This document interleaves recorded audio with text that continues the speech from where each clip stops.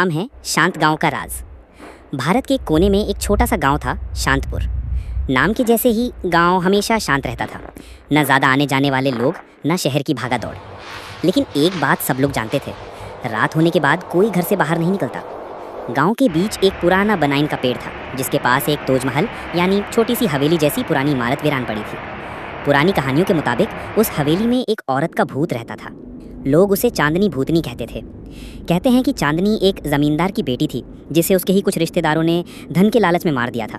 तब से उसकी आत्मा उस हवेली में भटक रही है। दिन भर तो सब कुछ ठीक लगता, लेकिन जैसे ही सूरज ढलता, लोग डर के मारे घरों के दरवाजे बंद कर लेते। कभी कभी रात को कोई हंसी की आवाज़ सुनाई देती थी, या फिर कोई अपने आप दरवाज़ा खोलने का राज बताता था। एक दिन शहर से एक जर्नलिस्ट रेहान उस गाँव में आया। उसे पैरानॉर्मल एक्टिविटीज़ पे डॉक्यूमेंट्री बनानी थी। जब लोगों ने उसे रोका तो उसने हंसकर कहा, भूत वूत कुछ नहीं होता, सब इमेजिनेशन है। रेहान ने रात उस हवेली में गुजारने का फैसला किया, अपने कैमरे के साथ।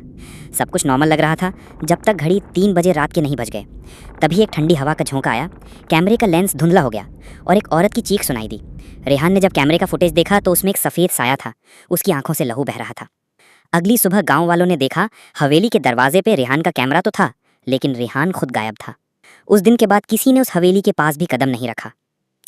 मॉरल, हर चीज़ को चैलेंज मत करो, कुछ राज ही अच्छे होते हैं। अगर तुम चाहो तो मैं स्टोरी का सेकंड पार्ट भी लिख सकता हूँ, या इसे एडवेंचर थ्रिलर में बदल सकते हैं। बोलो कैसा